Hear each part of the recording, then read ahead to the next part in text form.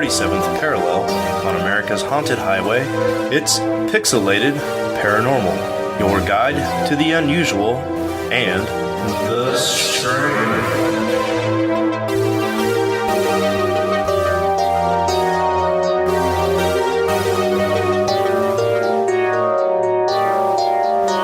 Welcome back, everybody, to Pixelated Paranormal, episode 15. No seasons, no seasonings, just sweet old episode 15. You're welcome, Mark. Finally, we talked some sense into Sean, who thought for some reason that we needed seasons. And now that's over. Now Mark and I are all happy. I missed the seasons. Good. There's two of you, so it would be both happy. Not all of us, just there's two of you, so it's both. I guess I wanted to switch to a season because when you made me the host, I was like, new show, kind of. Maybe a new season, and then... No, you were just as bad as I was. Maybe worse. But who's counting? Yeah. I do have experience. Well, I have experience now, 6 months worth? So take that. Put that in your pipe and smoke it, Robert. God, have we been doing this for 6 months? That's crazy. Maybe not. Well, you guys have been doing it for 6 months. I just do when I feel like it. I've been doing it 6 months total since the first, but, it's not about what you know, it's about who you know. And if they make you main host. So, how's everybody doing? I am doing okay. I'm getting ready to be on vacation next week, so I want to talk about that really fast, because this show will go up on Tuesday, so usually Tuesday really late night. So, just a quick, I'm thinking about doing an Extra Life gaming marathon on Tuesday. There'll be more details and stuff on the Pixelated Paranormal page and stuff. Basically, I just wanted to put that out there. If you're listening to this and you're like, "Hey, it's Tuesday. I want to watch the Rob play some games and help some sick kids." Extra Life is a thing where they donate. You donate money for me playing a gaming marathon, and the more money you donate, the more money goes to actually helping sick kids in hospitals. They buy them video game consoles like 3DSs and stuff like that, so they have something to do while they're waiting around in the hospital when they're sick. And when they leave the hospital, they're allowed to take this stuff with them. So this is theirs to keep. And I think it's a fantastic charity because if anybody's ever been around six kids, if you've been around 6 kids, you're crazy because that's a lot of kids. But if you've been around sick kids, you know how boring it can be in a hospital. I can imagine being, full of energy usually, and then now you're stuck in this one room. So we'll make it real easy for you. We'll put the donut page. Freudian slips. We'll put the donate page up there so you guys can look at it when we get everything situated. But I just wanted to talk a little bit about that. So that's awesome. And none of the money goes to you, right? It all goes straight to the charity. No, none of it. It's I'm just doing the gaming, and I think Sean and Preston are going to try to join me that night. Steven sounds like he's in there for the long haul, which... Yeah. I don't know, man. It's for hungry children, Dwayne. It's not hungry children. They're not hungry. They have plenty of food. They're just... Have you talked to all 6 of them? All 6? Well, one of them might be hungry. One of them might be hungry. That's awesome, man. That's really good. Dude, I looked up and seen the camera, and I swear to God, you're going to throw the cat across the room. That's not far from the truth. Hey-oh. He's chasing a fly, and he won't fucking stop. Okay, but that's all I want to talk about. Quarter in the swear jar. That's awesome, man, because we do a lot of charity stuff between the 3 of us, man. I think it's all about trying to help people. Preston and I jump in, 26-degree water. Put our bodies on the line for the Special Olympics, which is a fantastic cause. And Rob puts his thumbs on the line. He can get some pretty nasty blisters from an all day long game sesh. So yeah. Don't forget all the Wounded Warrior crap that we do with Warrior Dash, Tough Mudder, and all those obstacle courses that donate to veterans. That's it, man. We're just a bunch of givers, folks. That's what we're trying to get at here. Is we're just a bunch of givers. Well. So, yeah, if you want to give, please do so. And watch us come play games. Even if you don't give money, you can watch me slowly lose my mind as I get sleepy. There we go. What we'll do is we'll put that up on the page, and if you want to donate, fantastic. If not, don't feel terrible. But you may just go ahead and share that page on your own page for us, and that in itself is definitely helping fight the good fight. So I want to see Sean do a charity event for lifting cats and putting them across the room. For booting my cat across the room? Yeah, showing off them arm muscles. We should do the show live one time so people can watch Sean lift this cat and throw it across the room. Deadlifts? Not throw it. There's no throwing of cats. There's no throwing. But I feel like I'm in the Matrix because that's what it is. he's lifted that cat the same way 40 fucking times since we started the show. Like, whoop, cat, whoop, cat. I know Kung Fu. all right. But anyway, Sean, that's how my week's going. That's how you... Okay, awesome. Preston, how are you, buddy? You know what? I'm doing really good. One of our little ones had a birthday yesterday. We took her out to celebrate her 7th birthday. So all fantastic. The fam life. House is still together. There you go. Can't complain. There you go. Well, happy birthday to Little Miss. Can I call her Little Miss A? That's anonymous enough, right? Yeah, that works for me. Sweet action. Cool. Happy birthday to you, little one. Well, sweet. I'm going to hopefully finish up my bathroom this weekend. We started a remodel in June, and all I have to do is put up 3 shelves and a little hole in the wall, and I'll be done. We should talk about the news. So, if anybody has been watching Making a Murderer, pretty much everybody but Preston has been watching that.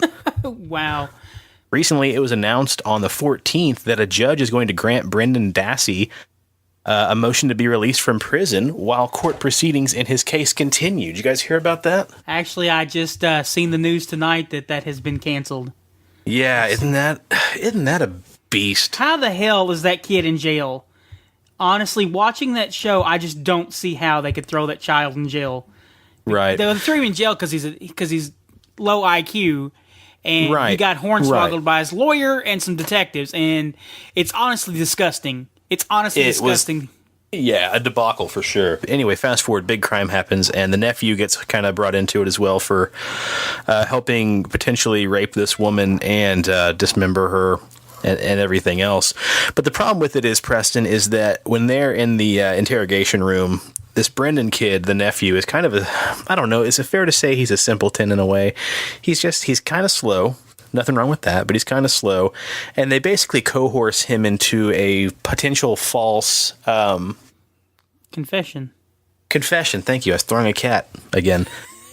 So you did the murder, see? You're going to say you put her in the closet, see? And I mean, you're pretty say much. You touched the body, see? They basically coerced him, like, just basically...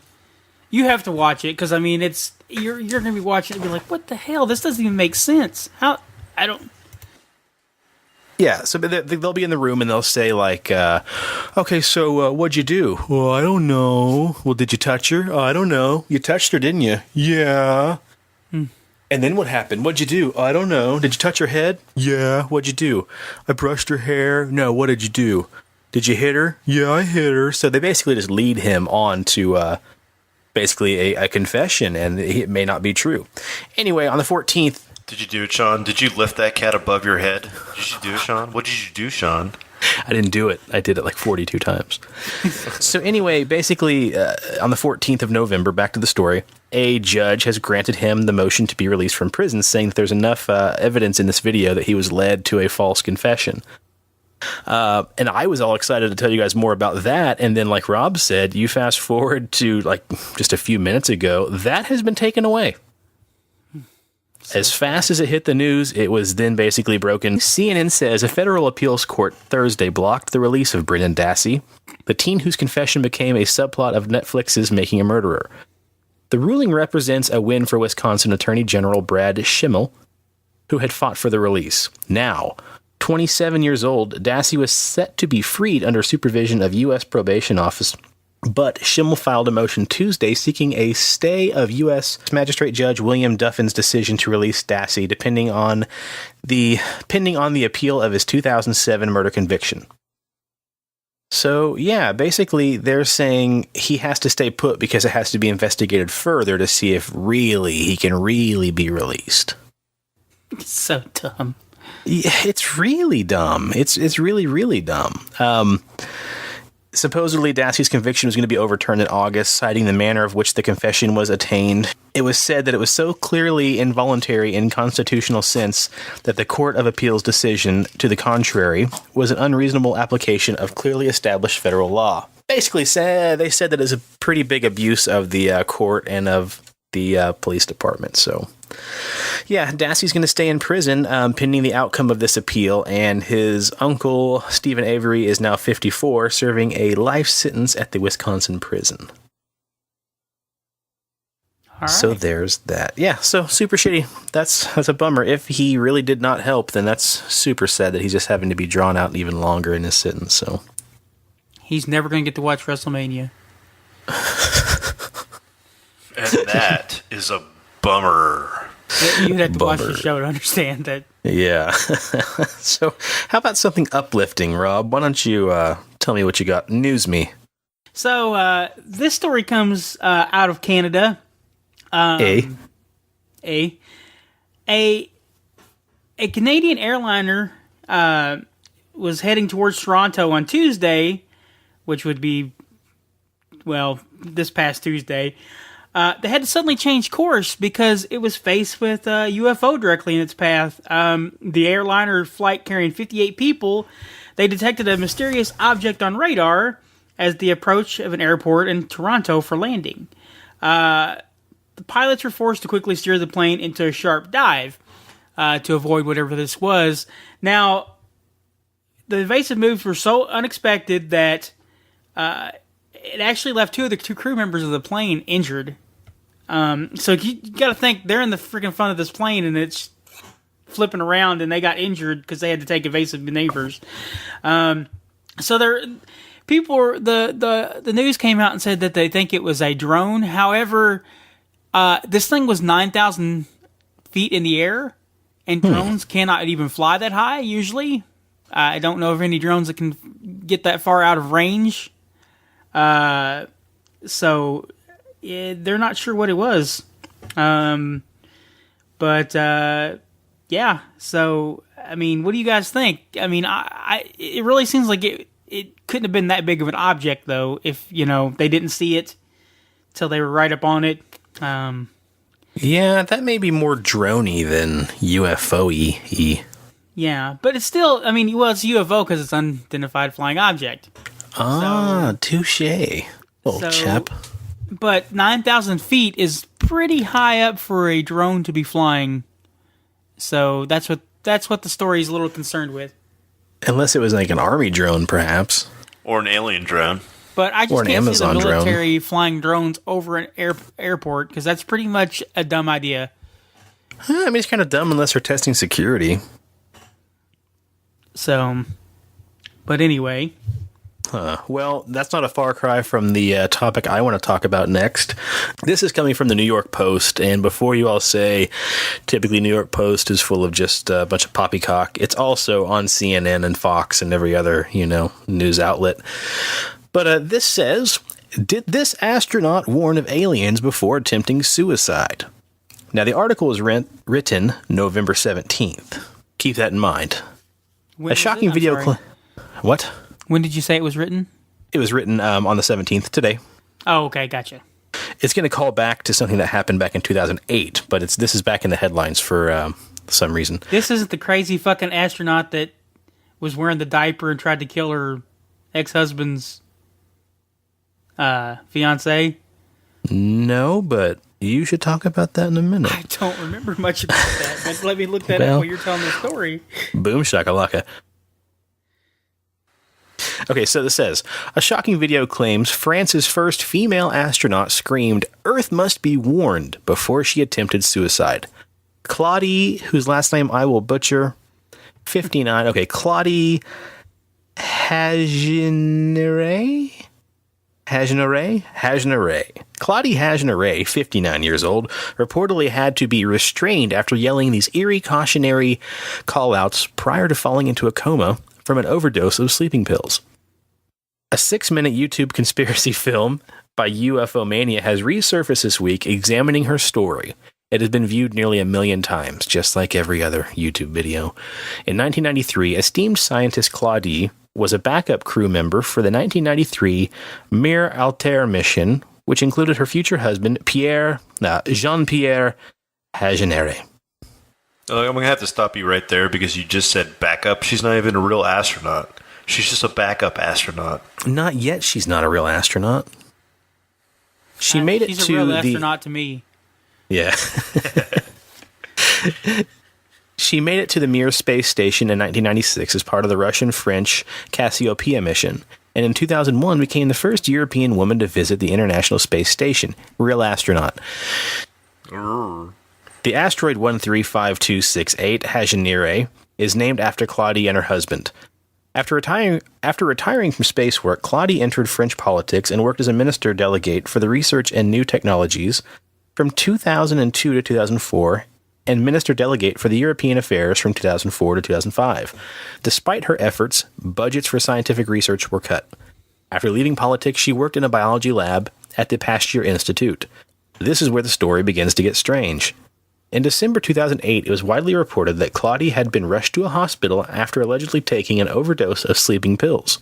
It was reported that she was found conscious, but had to be restrained while screaming, "Earth must be warned," before she lapsed into a coma. Wow. Claudie blamed the incident on burnout syndrome and is now the director of the Cité des Sciences et des Industries. There, I'm sure it means City of Science and Industry, or something close to it. The largest science museum in Europe. However, alien enthusiasts believe she was trying to warn the Earth about life in outer space. The YouTube video, which is narrated by a robot voice, Rob, is a conspiracy that blends fact and fiction. Claudie did attempt suicide in 2008, but the rest appears to be made up and continuously reappears on conspiracy forums such as David Icke's website. The video says she had to be forcefully restrained after screaming "Earth must be warned." More ominously, the laboratory that she worked at, the forefront of human alien DNA research, was destroyed by a fire. The video uses quotes from real reports by news agency AFP, but they had to be taken out of context with the additional information. There's no such thing as alien human DNA research because we have never encountered any aliens, they say. Claudie's story often pops up when something happens to prompt UFO experts. The mysterious death of the conspiracy theorist Max Spears in October may have triggered the latest interest. Spears was found dead on a sofa at a friend's house in Poland days after warning his mother to investigate if anything happens to him. Friends also claim he had been vomiting black liquid before his death, and we talked about that a few episodes ago. Right. So, and we were under the impression that guy was a fucking loon. Oh, yes, that guy was a loon. He was fornicating ducks. Whack. So, yeah, I don't know. What do you guys think about that? That's a. I mean, I expected you let in with a pretty good story there, but it just seems like it's all poppycock. Yeah. I mean, if it's on YouTube, it's got to be real, right? I mean, there's 14-year-olds putting on makeup and giving better tutorials than I could do, so. Rob, did you find anything else about your astronaut story? Yeah, so I looked the story up. Her name was Lisa Nowak. Uh-huh. She's 53 now, but I guess back in, let me see where I looked this up. In February 4th or 5th in the year 2007, she basically packed latex gloves, a black wig, a BB pistol, and ammunition, pepper spray, a hooded tan trench coat, a 2-pound drilling hammer, black gloves, rubber tubing, plastic garbage bags, approximately $585 in cash, her computer, an 8-inch Gerber folding knife, and several other items before driving 900 miles to Florida. Wow. Early police reports had even said that she was wearing a space diaper, but she claims she later denied that happened. But basically, she started following. She started following Shipman, which was her husband's new girlfriend or ex-husband's new girlfriend. I think they were divorced or they were going through a divorce. And she said the woman thought that she was being followed, and the police arrived. And they basically arrested this woman and found all this stuff on her. But she was an astronaut who, she was... Knucking futs. Yeah, she was... Nowak flew aboard Space Shuttle Discovery during the STS-121 mission in July of 2006. So she literally, a year after flying in space, was trying to murder her husband's or ex-husband's girlfriend, whatever was going on there. But that's an odd story. That's somebody lost their freaking mind. Yeah, that's a bit strange. So what is it with everybody going to the outer space? I just said the outer space because there must be an inner space. And then coming back just crazy. Well, because, there's rumors that Buzz Aldrin also had to be counseled and programmed to not talk about what he saw up there. And when he got back, there was rumors that he was a bit of a nut job at first. Well, he punched a reporter out at one point. Yeah, because the reporter was asking him questions. But I'm pretty sure that was Buzz Aldrin. But, I mean, maybe it's just... If you go to Netflix right now, there's a documentary on Netflix called Aliens on the Moon, and they got old Buzz on there, and they started asking him about this photo of a crashed UFO, what looks like a crashed UFO. I mean, this thing actually looks like it's got patterns on it. It doesn't look like just weird like markings in the moon dirt. This looks like a real craft. And he gets all upset. He's like, you know what? There are people who get paid to look at this stuff, and if they tell you it's not a goddamn UFO, then son, it's not a UFO. I don't want to talk about this anymore. And he gets all like agitated. It's the best thing ever. It's on Netflix. So, but maybe it's just the fact that you're out there in space and you see the infinite amount of space and realize how vast the universe is and how insignificant you are. Maybe it just makes something pop. Like your ears when you come back into the Earth's atmosphere. Yeah, who knows, man? And it could just be like getting the bends or, if you've been underwater too long, maybe. Getting the space crazies. Oh, man alive. That's good stuff. Well, that's nuts. It's a perfect time to introduce our new segment. Coming at you from the basement of a mad scientist, it's more fantastical tales of robots. So, yes, my Rob's Robot section. Thank you very much for the intro there, Preston. I didn't have any robot stories, and so I had to go dig one up just so we could use the intro. But experts are saying that AI-driven sex robots will blow you away. By 2050, sex with robots is predicted to become so commonplace that it'll overtake human-on-human intercourse. According to one expert, we'll all be okay with that because robot sex will be so mind-blowing that it will replace the desire to have sex with, other humans. Now, I know two things. About 2050, I will still be single, and I'll still be dead. So, I'll be dead. So wait a second. Wait, what? 2050? Rob's a zombie. So I would probably be still single. Ooh, single and ready to tingle inside that sweet, sweet robot. That robot. Or I'll be dead. I'm pretty sure I will be 2050. What is it? 2016 now. So that's 34 years away. Yeah, I'm good as fucked. I'm never going to get to have sex with a sex. And if not, you're going to be blowing an O-ring from having sex with robots. I'm never going to get to have sex with a robot. Yeah. So they're basically saying that they're working. Real Doll, the company that makes these sex dolls, is actually working with AI to create AI sex robots. So that guy's got a pretty good business going on because he charges $5,000 for a doll that you have sex with, and some of them can look pretty lifelike, depending on how much money you pay. So, hey, more power to them. So, 34 years, you can imagine. I'm just trying to imagine it right now, and I'm just depressed. That is so crazy, man. So just imagine being the guy who made the real doll, and he's like, oh, screw you guys, I'm going to go out and make this thing, and everybody's going to love me. You'll see one day. And they're like, all right, Gary, whatever, you freaking pervert. And now the guy's just like the Bill Gates of sex toys. But you know what? Think of it like this, too. If we can get AI robots that have sex, could you imagine that it may actually help people build confidence that are socially inept to begin with? Because if they're having sex with a robot that's got real AI that they can communicate with, maybe that can help them improve, how they feel about themselves. I mean, I see you sneering. I don't know. I mean, it's just like, sometimes. You know what I...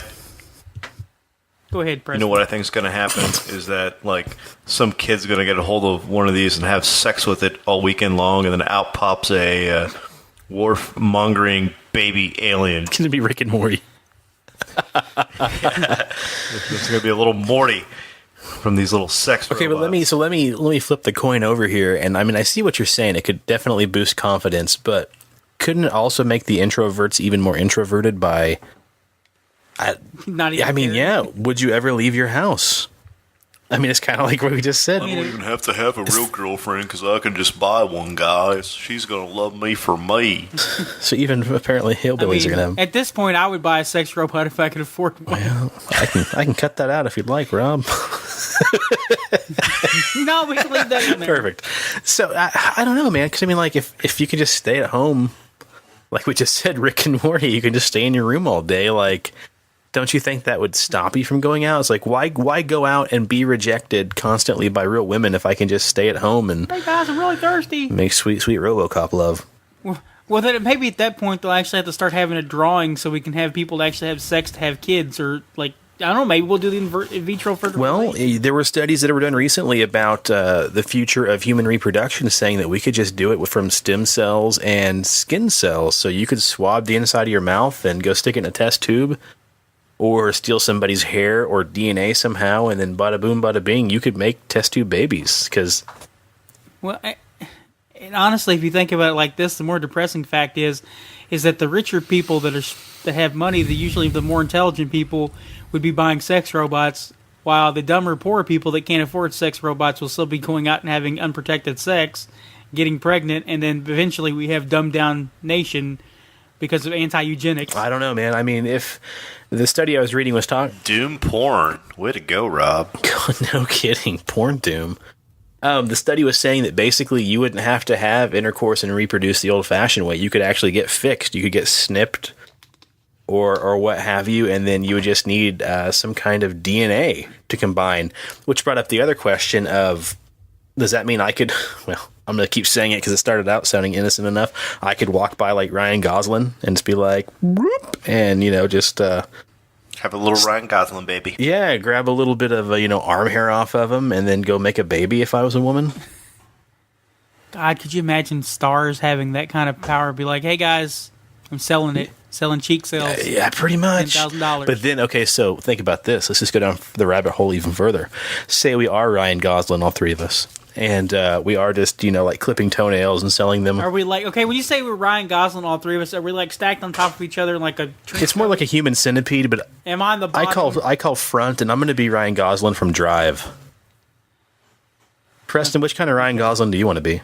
I want to be Ryan Gosling from The Notebook. Oh, damn it. That was the one I was going to say. Fuck you, Preston. Sucks to be you, Preston. Got there first. I don't know. I'll take any Ryan Gosling I can get. Well, now, let's not say that. You could be the Ryan Gosling from that Stephen Carell movie. Ooh, yeah. I can't think of what it's called. He had a pretty sweet six-pack. Okay, so Mm-hmm. we're all three Ryan Gosling, and we're just clipping our toenails and selling them on eBay.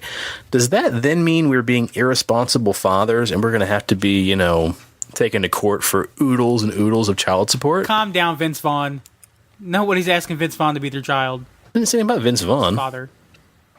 There was a movie that was basically that concept where Ryan Gosling clipping his toenails? all the people got a guy, Vincent Vaughn played a guy whose the sperm bank actually mislabeled all the sperm, and it was like basically one guy that was fathered all these children for like 10 years or something. Oh, and so he went. Yeah. So there we go. But yeah, I mean, they'd have to rethink, child support laws because we're just, buying Ryan Gosling's toenails. So there's that. And this is where the show got real, folks. thanks for bringing the robots, Rob. You guys are welcome. New segment. Thumbs up. Robert's toenails. No. Well, we need some more robots in our lives. So, Preston, what do you got for me for robots?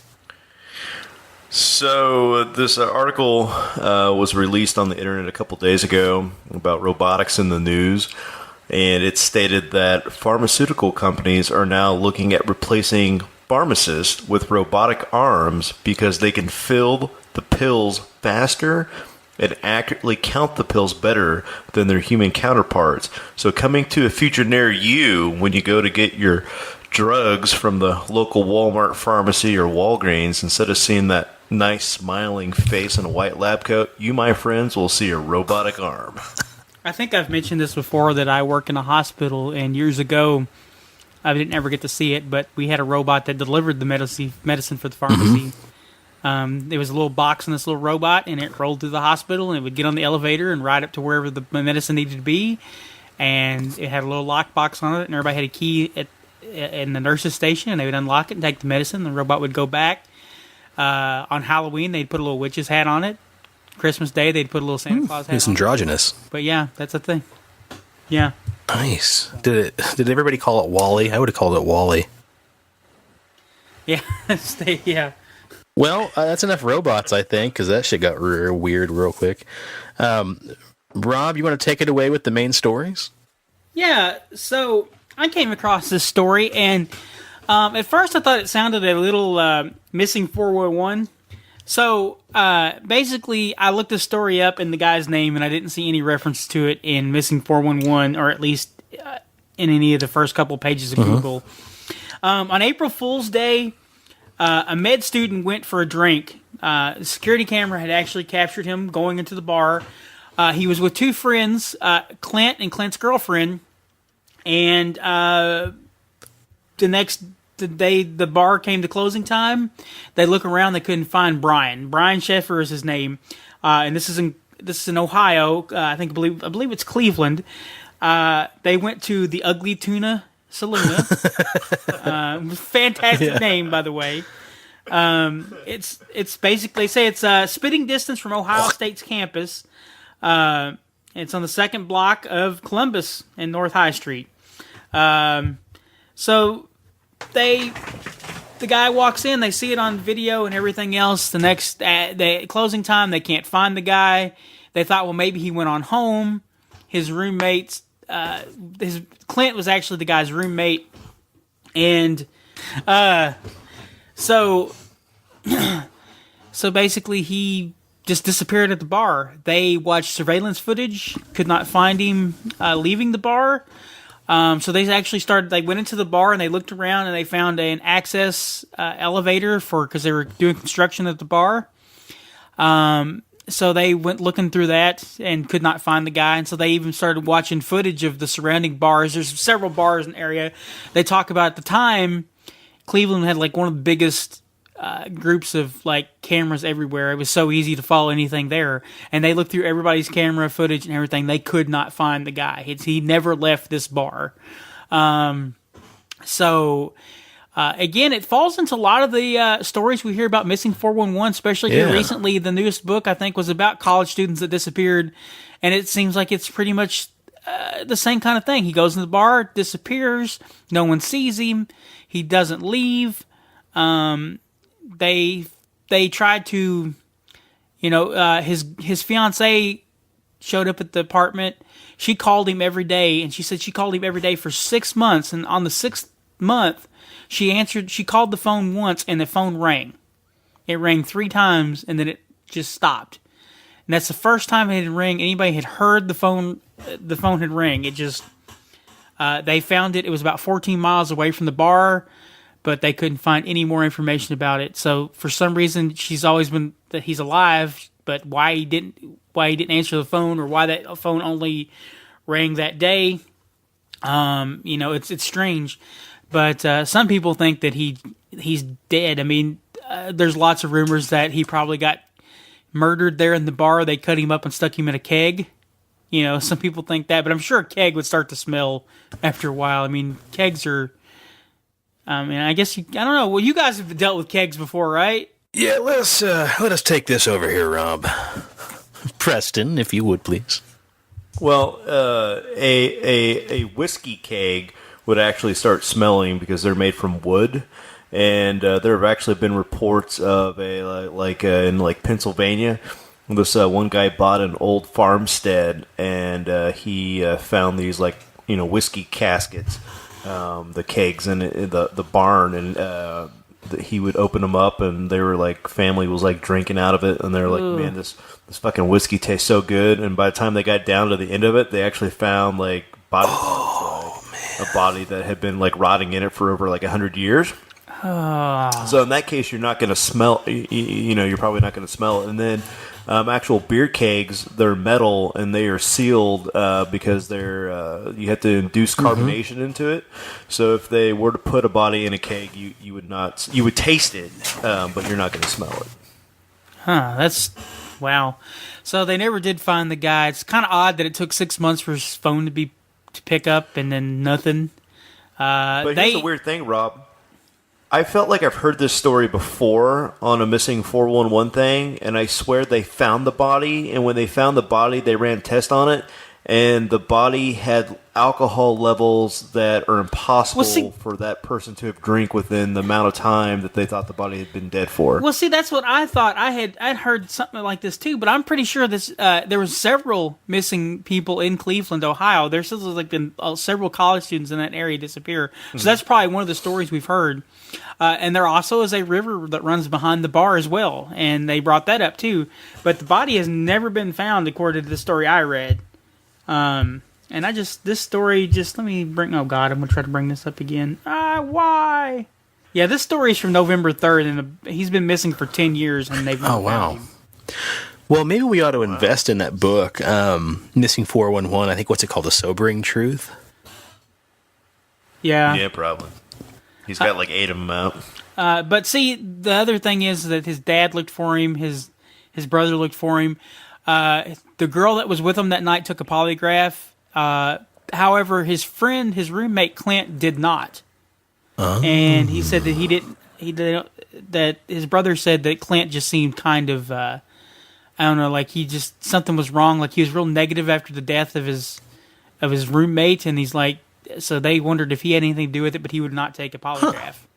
So, but then again, it's really hard to think that somebody can murder somebody in a bar, and and put them in a keg all in like between like 1 a.m. and 2 a.m.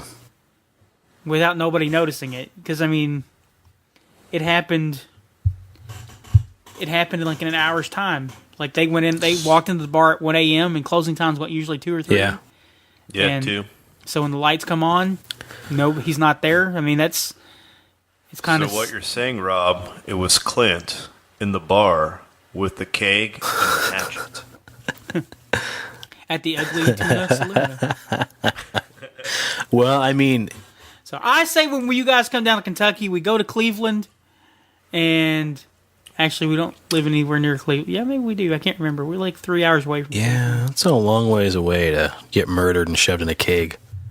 Yeah, but you only Look, somebody's got to solve this disappearance, and who better than Pixelated Paranormal? I can think of 10 people better than us, more qualified, less going for them. Yeah, but they don't all have beards like us. That's true. That's true.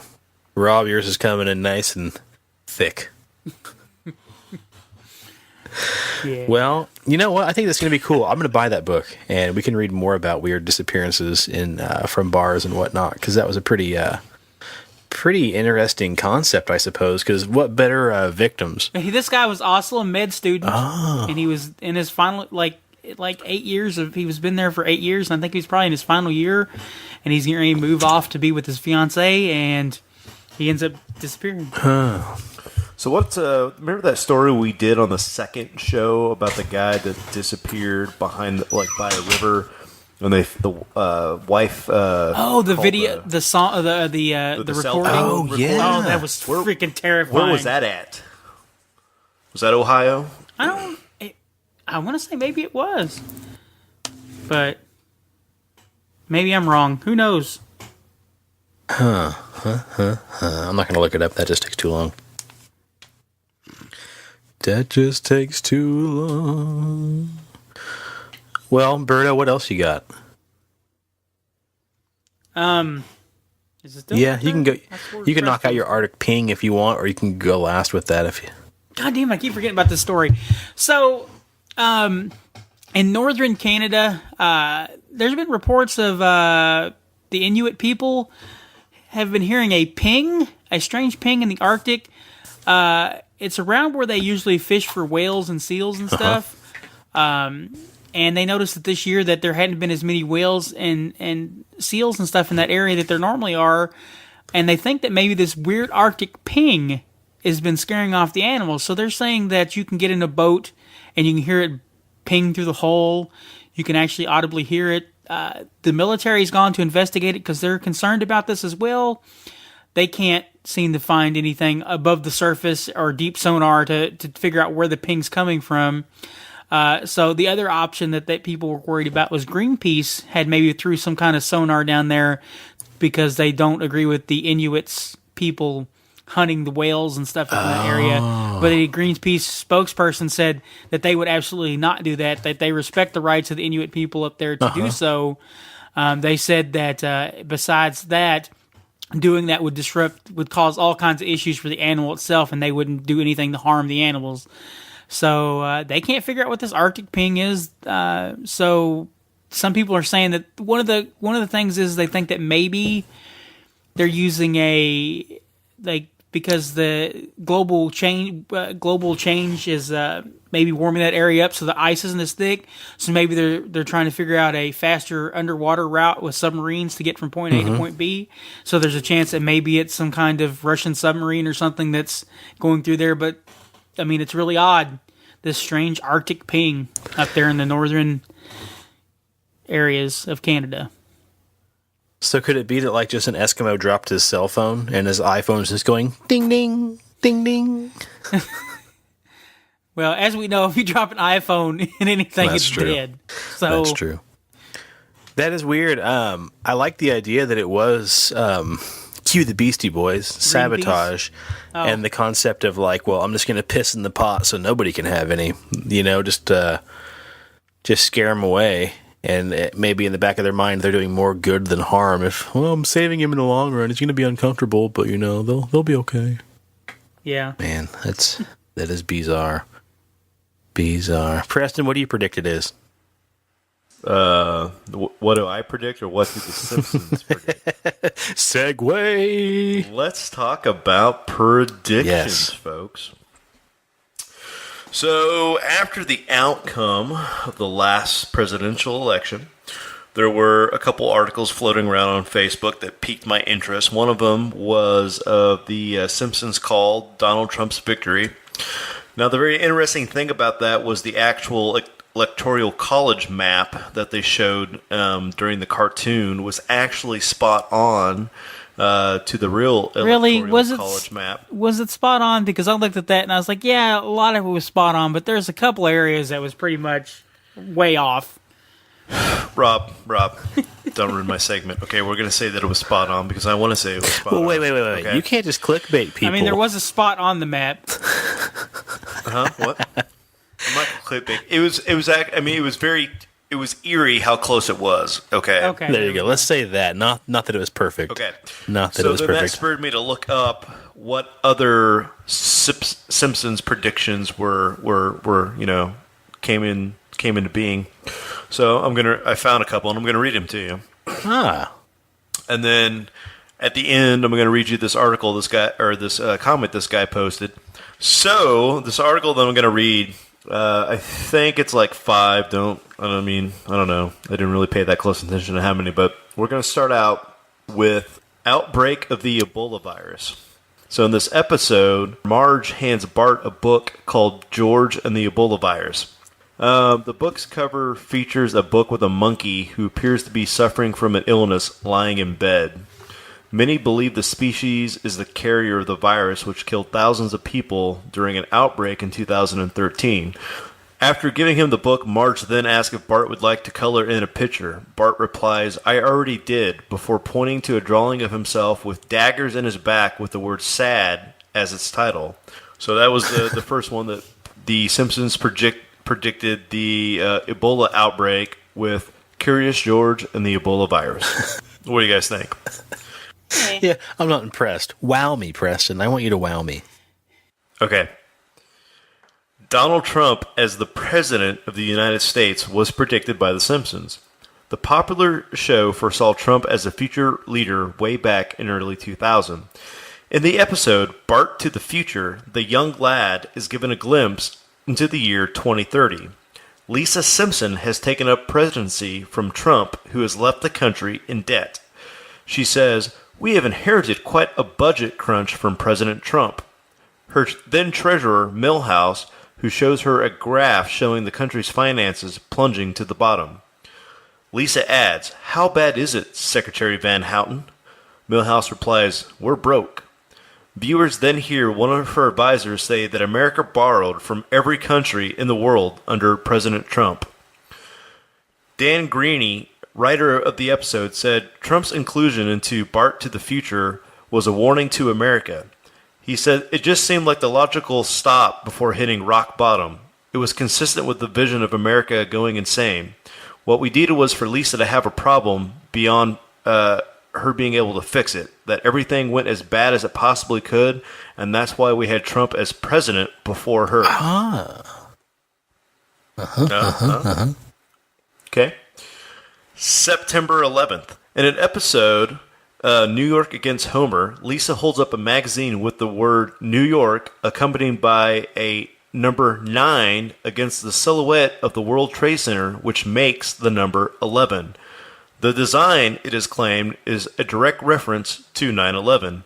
This episode first aired in September 1997, a full 4 years before terrorist atrocities in the Big Apple occurred.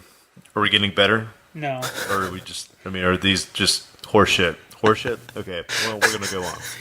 So, does anybody recently remember Johnny Depp publicly apologizing to Australia for bringing his dogs illegally into the country? Oh, okay, good. Okay, well, that happened. I don't know. Look it up. Anyways, the Simpsons somewhat predicted this with their Bart vs. Australia episode in 1995 when the Hellraiser made a prank call to an unsuspecting Aussie lad claiming to be an international drainage commission. The Aussie boy's father is then billed for the call, and international outcry erupts. Bart is forced to fly to Australia and publicly apologize for his actions over the minor matter, much in the same way as Depp and his wife did. So I would be more impressed if they're like, in this episode, Bart and Johnny Depp make a prank phone call to Australia, and then Johnny Depp goes and apologizes. Listen, this is what we have to work with, okay? No, we've got more than that. Go ahead. I'm gonna save this sinking ship. The Rolling Stones Steel Wheelchair Tour, okay? Okay. No, this is like the worst one, I think. You don't trust your opinions. The Rolling Stones have been around forever, right? And even the Simpsons creator could see them playing for decades. In the 1995 episode Lisa's Wedding, the 8-year-old looks into her future to her marriage in 2010. She has a Rolling Stones poster in her room celebrating their Steel Wheelchair Tour in 2010, referring to the band's Steel Wheels shows in the 80s and their evergreen status even 15 years previously. Note, the Rolling Stones are still touring today, some 6 years after the fictional scenario, and even headline in England in 2013. Do you know what else happened in Lisa's wedding? I don't know. It was an episode in 1995, and they actually show Lisa going to London. And then in London, I think right behind the Tower Bridge, there's a really weird, just enigmatic building back there that doesn't really mean much of anything. And basically, people are saying that's a precursor or a prediction to this building known as the Shard. It says that the construction for a building known as the Shard started in 2009, 14 years after the episode aired in 1995. However, the building is the same shape in the episode, and it's also located in the exact right location as was drawn in the cartoon. Well, you know what? All this is a big shark to me. Whoa. Don't be a naysayer, Rob. Now, if I scroll down to the comments, and this is on the Daily Star UK, okay? If I scroll down to the comments, user Shelley Cannon says, they also predicted Bruce Jenner's sex change. Wink, wink. Now, this is where I get to do my segue into my next one. Well, no. Hang on a second.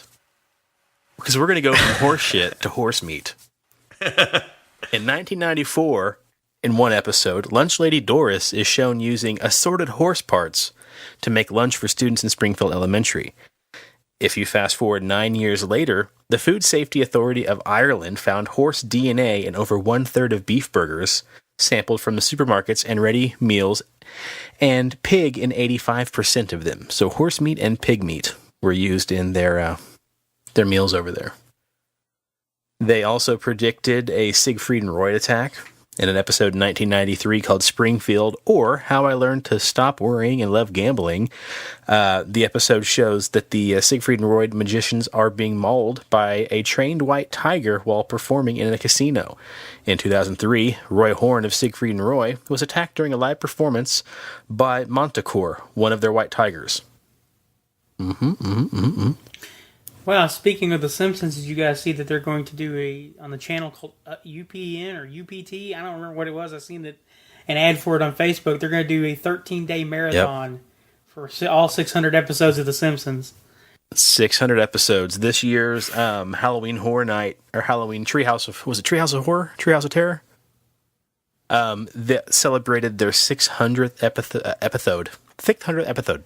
600th episode. Which is funny. I haven't watched that show in probably 20 years. Man, I wouldn't mind watching just a Treehouse of Horrors. The last one that I found here that seemed pretty cool was a three-eyed fish. They obviously have the token three-eyed fish. And it first debuted in 1990 when Bart catches a three-eyed fish named Blinky in the river by the power plant, which makes local headlines. More than a decade later, a three-eyed fish was actually discovered in real life in a reservoir in Argentina. Strangely enough, the reservoir itself was fed by water from a nuclear power plant. Well, at the end of this article, the last comment is from a gentleman named Truth Seeker. And he goes, y'all, it's because Matt Gearing is a Freemason and has inside knowledge, and the Illuminati believe that by hinting things at us in TV shows, they've given us a fair warning of what's going on. Wake up, people. Start taking notice of the signs. Signs everywhere. Okay, go ahead. Everywhere. One more story about prophecy. There is a scary looking blind psychic named Baba Vanga. Sounds like a rapper. Who prophesies. It's your boy Baba Vanga. Who coming at you straight out of heart. Yo, it's Bobo Danks. Who was a famous Bulgarian clairvoyant who predicted that Barack Obama would be the 44th and last U.S. president, which implies that President-elect Donald Trump won't be taking office in January. So some are saying that he's going to be assassinated, and this old bitch predicted it. Now, the blind psychic who died in 1996 at the age of 85 is attributed with correctly predicting 9/11 and the rise of ISIS and the 2004 Indian tsunami. So if you guys would like to read more about her predictions, Google Baba Vanga. But, so, I don't understand. She says that basically he's going to be the last president. So does that mean everybody gets assassinated in America? Because... I don't know. Maybe it's like there's going to be some like fascist takeover, and Obama's going to become King Obama.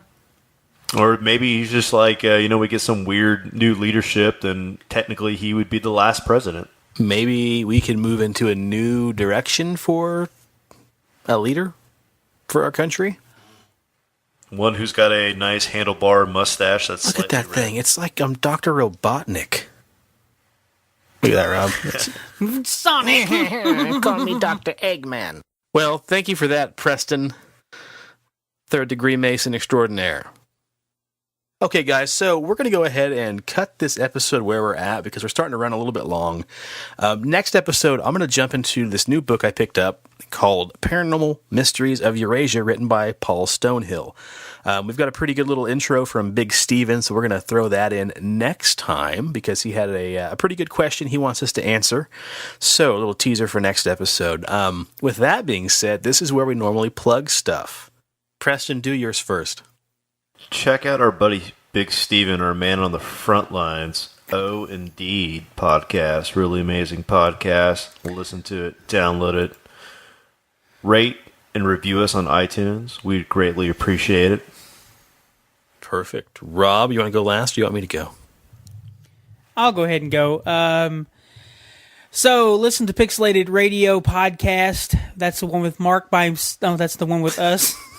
with hold on, we're going to get this back. Listen to Pixelated Radio Podcast with me, Mark, Corey, and Rich every other Sunday. That is bi-weekly. So, yeah, come listen to that. Also, listen to Pixelated Sausage Podcast with Mark. That's his solo cast. Where he does new and improved solo cast. Still don't know what's new and improved by nerve. it. I haven't listened ever in years. But, I listen, Mark. I still listen. Rich's podcast, Sports Car Unleashed, if you're into driving, which none of us are. I drive. But Rich is. We do D&D every other Wednesday normally. I don't think we're going to be doing it this Wednesday coming up because Thursday's Thanksgiving, so I'm pretty sure people will be traveling and getting ready for dinners and stuff. So, you mean we're not going to be like Not me. killing some gobblethwacky or something like that? Gobblethwacky. Let's talk a little bit more about Black Mirror. If you guys have not watched Black Mirror, jump on it. Oh, it's fantastic. I just finished season 3, episode 1, and that show is just getting better and better and weirder and weirder. There's one episode coming up, dude, that I was at my fucking edge of my seat the entire time, just waiting. It was as intense as the very first episode, where you're wondering what the fuck is going on. It was amazing. Well, White Christmas is a pretty freaking good episode too. That's probably one of my favorites. Yeah, but I figured it out early. Now, this isn't the one where the girl wakes up in a chair, is it? Okay, because that was a good episode too. Preston, how far into it are you? Yeah, that was a good episode too. I'm like season 1, episode 2 still. I'm stuck on Ash vs. Evil Dead. Wow, you're really moving along there, Preston. I'm trying to get through Ash vs. Evil Dead. That's That was pretty good. That's a lot of fun too. So awesome. Well, yeah, guys, if you haven't watched Black Mirror, check that out. I will, but again, we need to say for a caveat, every episode's different. The first episode sounds odd. It's a really good episode, but it may just turn you off because of the subject matter. But I promise you, if you stick with the show, every episode was really gold for me after episode 3 of the series of first season. Yeah, don't let episode 2 of season 1 turn you off, because it's definitely a different change of pace. But and I like how White Christmas had like callbacks to several of the other episodes as well. yeah, they're all independent stories, but they do have a lot of callbacks to other episodes that don't get to, they're not too much of a serial. They're not just, episode 1 relates to 2 to 3 to 4 to 5. It's just different call-outs and nods. So Did you end up liking the episode about the AI after you? Oh God, yeah. So a couple episodes ago, we talked about Luca, the app that you could, program algorithms into, and it's kind of like an AI chatbot. And then Robin mentioned it's just like an episode of Black Mirror, and yeah, that episode is really, really good. Yeah, I thought it was really good. Like the first half, you're like, I feel like I've heard this all before, and then you start getting to the end of the episode, you're like, It's wow. exactly what happened. The first 20 minutes, I was like, yeah, we talked about this on the podcast. This is boring as shit. And then you were like, it kind of changes, man. Stick with it. And it ended up being a huge payoff. And a bit dark. Yeah. If you really think about it. So yeah, which, yeah. It spoke very true to humanity, how we just kind of use things and throw them away. Yeah, I'd like to talk about that when it's just us, because I don't want to spoil anything. Yeah. So, Yeah, we'll chat about that later. So, all right, guys. Well, this episode kind of came at you from all directions, so thanks for checking it out, and we will be back next time around. The cast at Pixelated Paranormal would like to thank you for listening to this week's episode. Pixelated Paranormal is here to tell you tales of the fantastical, the strange, the unknown. Tales that will move you a little further down the paranormal highway.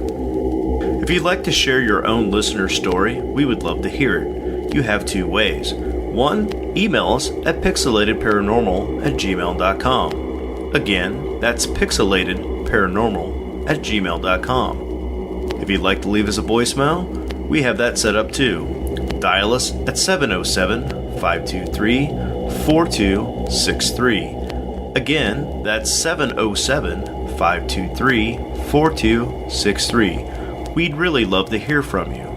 Again, thanks for listening to this week's episode of Pixelated Paranormal, your guide to the unusual and the strange.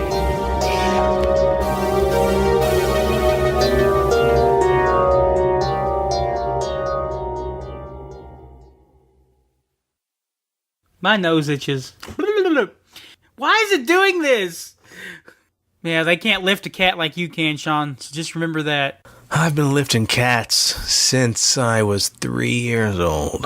This kitty's got claws. Oh, you gotta be quicker than that. Me, yeah. What are you trying to say? We don't have glow bug juice in our bones, do we?